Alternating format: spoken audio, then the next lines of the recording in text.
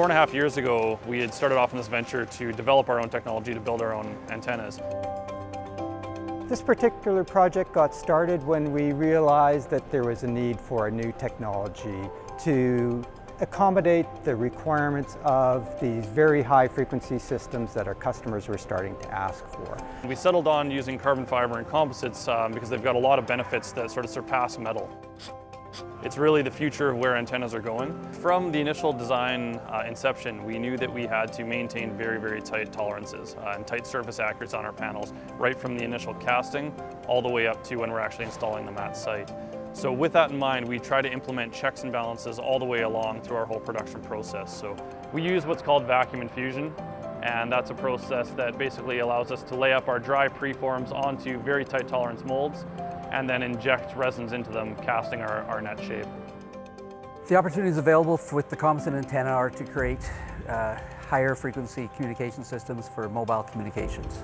Our customers are looking for solutions that allow them to access more available bandwidth in a larger contiguous space. Enter in V-band, Q-band, and those frequency ranges. Those frequency ranges have a lot of free available space to use, however, they're very technically challenging. At Calian SED, we take on those tough challenges that our customers have. We convert those tough challenges into real-world working solutions. We started off placing 2 people out at the National Research Council for a year to do the technology transfer, and we made a conscious decision at the outset to grow the team from the ground up. We wanted a young team that would be aggressive, sharp, moving forward, a team that's clearly interested in the technology. The testing that we performed at Guadalupe was critical to establishing this antenna technology as working not only from a mechanical point of view, but from an RF and system point of view.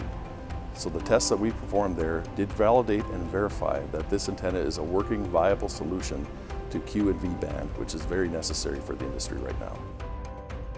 As the temperature changes outside, or you go from winter to summertime, then we're not going to see nearly the impact on the performance of the antenna that would be seen by a metal reflector. And as we go to higher and higher frequencies, that becomes very important because our surface accuracies need to be maintained. Thermal expansion is very, very low. So that works well because we have a wide variety of environments that we need to install into.